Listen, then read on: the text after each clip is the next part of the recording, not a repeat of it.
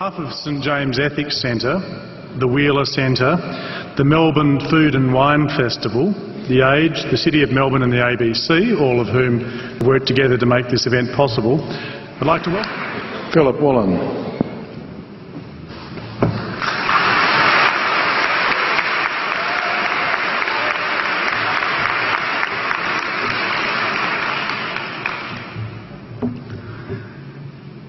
King Lear, late at night on the cliffs, asks the blind Earl of Gloucester, "How do you see the world?"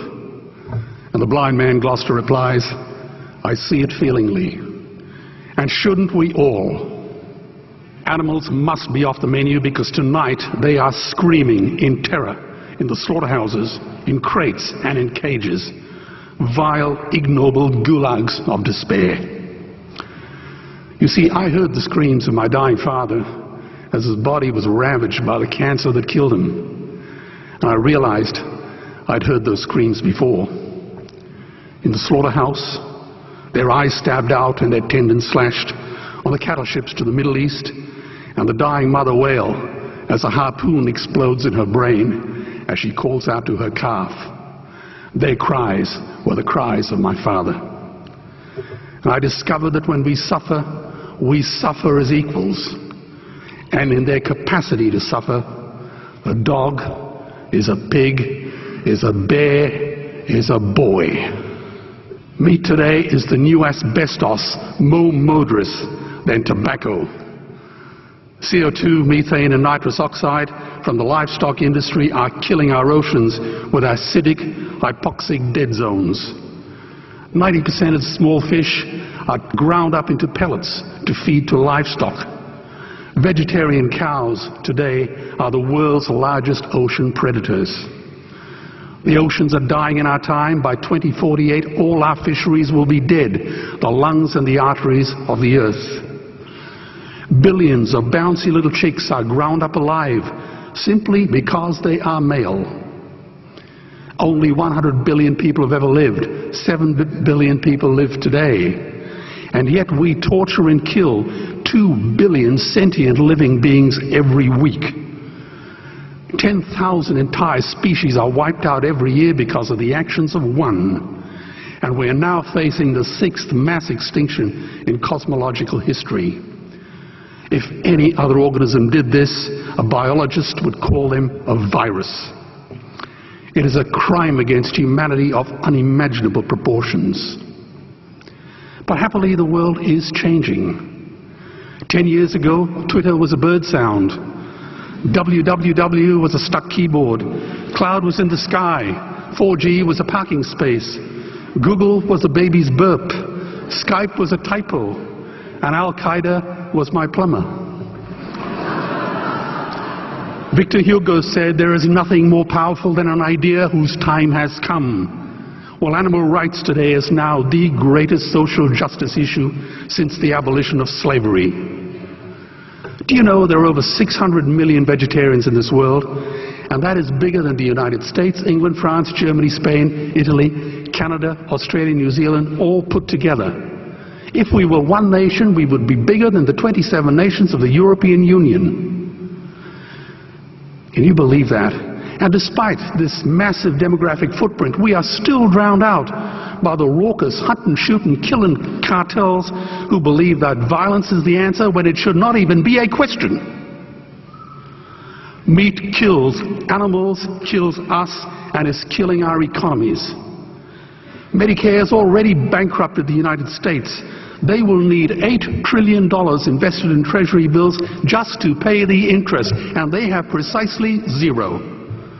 They could shut down every school, Army, Navy, Air Force, Homeland Security, Marines, CIA and FBI, and they still will not have the money to pay their doctor bills. And our Cornell and Harvard say that the optimum amount of meat in a healthy human diet is precisely zero. Water, as you know, is the new oil. Nations will soon be going to war for it. Underground aquifers that took millions of years to fill are now running dry. It takes 50,000 liters of precious drinking water to make 1 kilo of beef. Today, 1 billion people are hungry. 20 million people will die from malnutrition. Cutting meat by only 10% will feed 100 million people, and eliminating meat will end starvation forever.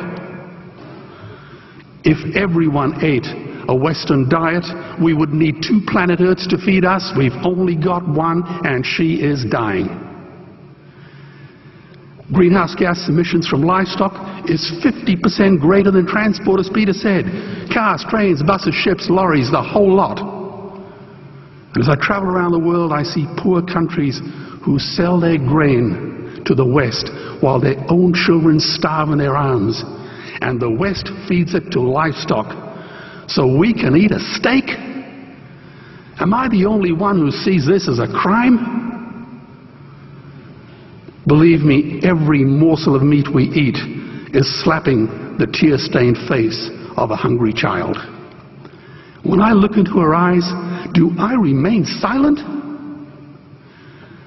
The earth can produce enough food for everyone's need, but not enough for everyone's greed. We are facing the perfect storm. If any nation had developed weapons that could wreak such havoc on the planet, we would launch a preemptive military strike and bomb it back into the Bronze Age. But it's not a rogue state, it's an industry. The good news is we don't have to bomb it. We can just stop buying it. Sir George Bush was wrong.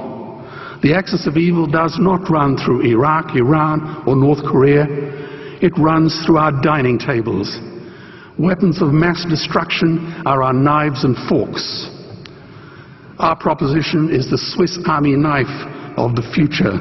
It solves our environmental, water, human health problems and ends cruelty forever. The Stone Age didn't end because we ran out of stones. This cruel, disgusting industry will end because we run out of excuses. Meat is like the 1 and 2 cent coins. It costs more to make than it's worth. And I come from the bush. Farmers are the ones with the most to gain. Farming won't end, it would boom. Only the product line will change. Farmers would make so much money they won't even bother counting it, and I'd be the first to applaud them. Governments would love us. New industries would emerge and flourish. Health insurance premiums would plummet. Hospital waiting lists would disappear. Hell, we'd be so healthy, we'd have to shoot someone just to start a cemetery. So tonight I have 2 challenges for the opposition. 2 challenges. Meat causes a wide range of cancers and heart disease. Would they name one disease caused by a vegetarian diet? And 2, I'm funding the Earthlings trilogy. If the opposition is so sure of their ground, I challenge them to send a copy of the Earthlings DVD to all their colleagues and all their customers. Go on, I dare you.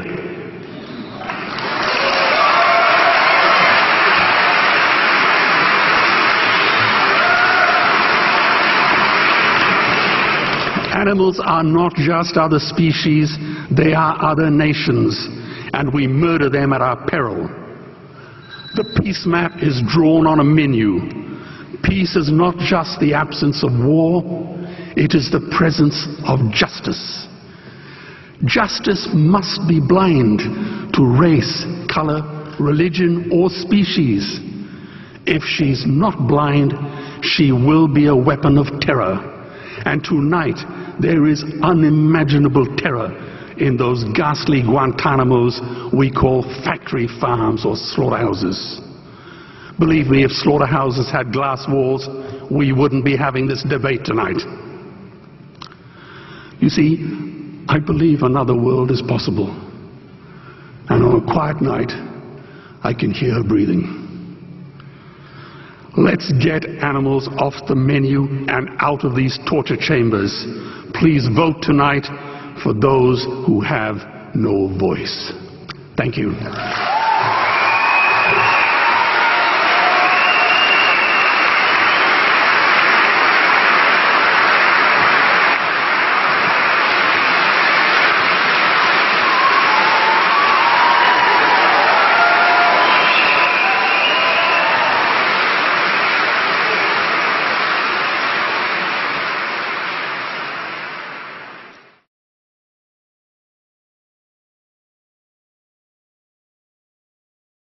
cancer that killed him.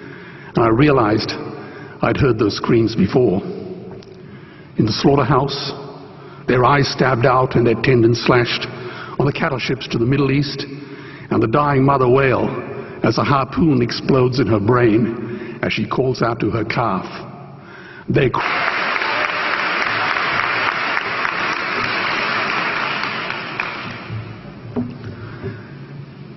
King Lear, late at night on the cliffs, asks the blind Earl of Gloucester, "How do you see the world?" And the blind man Gloucester replies, "I see it feelingly." And shouldn't we all? Animals must be off the menu because tonight they are screaming in terror in the slaughterhouses, in crates and in cages. Vile, ignoble gulags of despair. You see, I heard the screams of my dying father as his body was ravaged by the cries of my father. And I discovered that when we suffer as equals. And in their capacity to suffer, a dog is a pig, is a bear, is a boy. Meet today is the behalf of St James Ethics Centre, the Wheeler Centre, the Melbourne Food and Wine Festival, the Age, the City of Melbourne and the ABC, all of whom have worked together to make this event possible. I'd like to welcome Philip Wollen.